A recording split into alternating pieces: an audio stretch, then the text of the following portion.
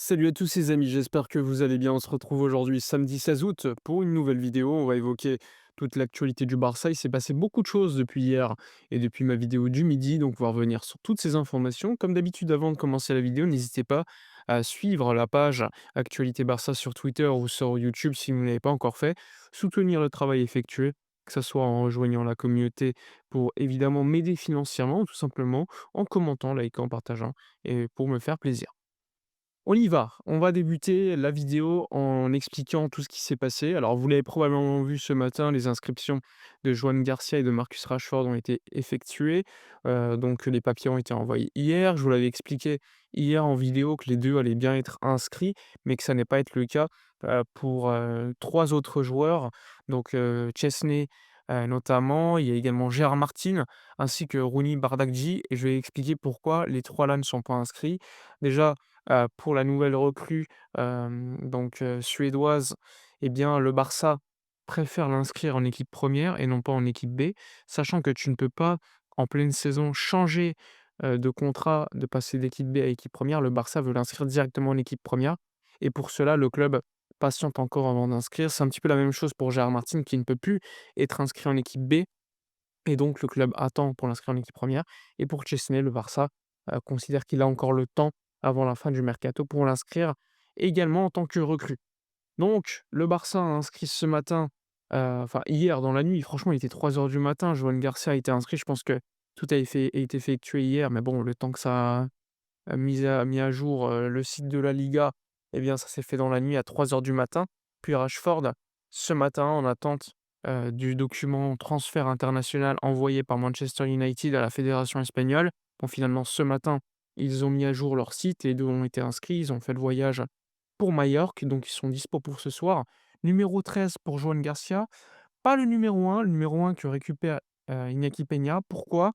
Eh bien, comme je vous l'ai dit, pendant une même saison, tu ne peux pas changer de contrat ni de numéro.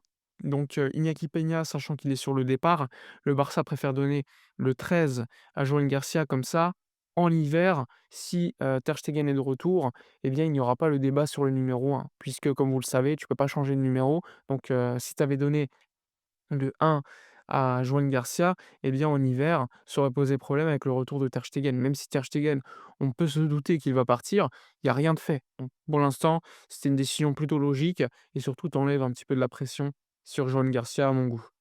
Ensuite, alors hier, qu'est-ce qui s'est passé? Il y a eu la prolongation de contrat de Jules Koundé jusqu'en 2030. Bon, j'en avais parlé lors de vidéos précédentes, c'était attendu. Accord oral avait été trouvé, courant, fin du mois de mai, pour être plus précis. Au mois de juin, il y avait un accord total. Le Barça s'était, donné, avec, Jules Koundé quelques semaines pour effectuer la signature. Ça devait se faire avant la tournée asiatique. Finalement, question de programme et question de timing, de programmation, eh bien, ça a été repoussé après la tournée.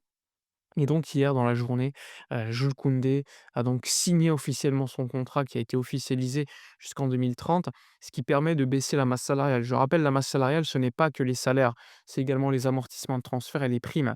Et comme Jules Koundé, il lui restait, 2 ans de contrat, 20 millions d'euros, un peu plus à amortir, et bien dans les comptes, il coûtait en termes d'amortissement seulement à peu près 10-11, et en prolongeant son contrat jusqu'en 2030, eh bien, l'amortissement a été, ajouté sur des années en plus et donc au lieu d'amortir 10 par an, tu amortis 4 par an, donc tu économises 6 millions d'euros.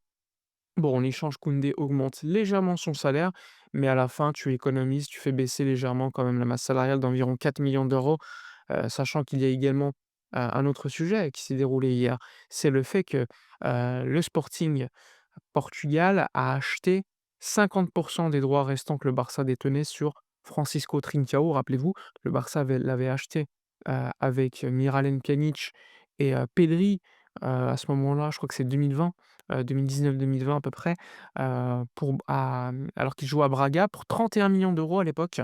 Le Barça, ne l'avait pas, on va dire, c'était un «flop», hein, entre guillemets. Il était parti ensuite en prêt à Wolverhampton. Le Barça avait récupéré 6 millions d'euros puisque l'option d'achat n'avait pas été levé, puis il est parti au Sporting qui a payé 3 millions d'euros d'indemnisation de prêt, puis ils ont levé l'option d'achat de 7 millions d'euros. Bref, au total, le Sporting avait payé 10 millions d'euros plus les 6 millions d'euros de Wolverhampton et le Barça avait conservé 50.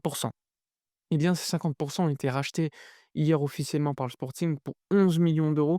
Au total, le Barça, sur l'opération, récupère cet été 11 millions d'euros. Au total, sur les 31 millions d'euros investis sur Trincao, tu en récupères 27. Donc, tu essaies de diminuer au maximum possible ce flop, entre guillemets, même si c'est un bon joueur. Franchement, je pense que sa valeur était beaucoup plus élevée.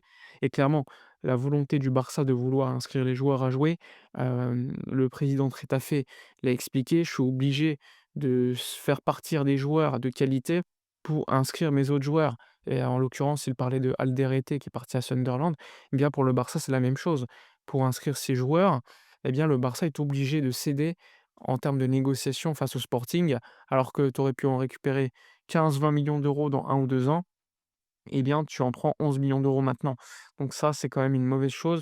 Mais bon, c'est la Liga. La Liga a mis en place ce fair play financier qui est quand même globalement positif, mais qui est tellement appliqué de manière dure et seulement en Espagne à ce point-là que bah, tu joues sur des...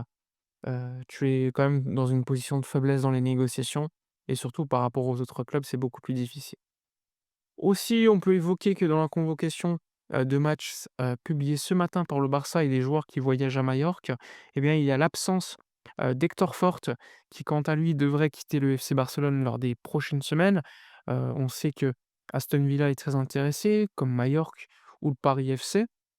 Donc on verra ce qui va se dérouler pour le jeune joueur du Barça. Le club voulait un prêt avec option d'achat. On n'écarte pas un potentiel départ via une vente pour Hector Fort. Donc ça aussi, c'est un sujet qu'on va suivre lors des prochains jours, prochaines semaines. En tout cas, le Barça continue de travailler sur également d'autres départs, les départs d'Iñaki Peña en plus ou encore Oriol, Romeu, qu'il ne faut pas oublier. Pour Oriol Romeu, le Barça est en négociation en ce moment avec son agent pour mettre fin à son contrat. Il lui reste 1 an de contrat. Son objectif est quand même de jouer en Liga et ne pas prendre sa retraite. On sait qu'il est en contact avec notamment le club qui vient tout juste de monter en Liga, Oviedo, qui a d'ailleurs perdu hier son premier match. Donc il n'est pas impossible qu'on ait des informations lors des prochains jours, là aussi, pour Oriol Romeu.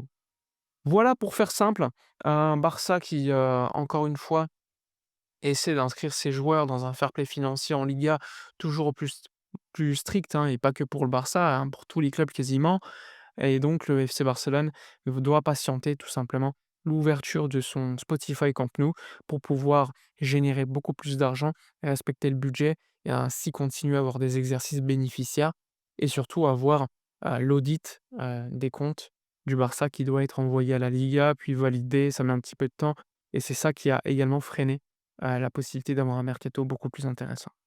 Voilà pour toutes les informations. Match ce soir, 19h30, absence de Robert Lewandowski, on le rappelle, mais présence de Rashford, Ferran Torres et toutes les autres stars. Voilà pour la vidéo, n'hésitez pas à donner votre avis dans les commentaires, likez, commentez, partagez. Moi je vous dis à la prochaine et d'ici là, comme d'habitude, portez-vous bien.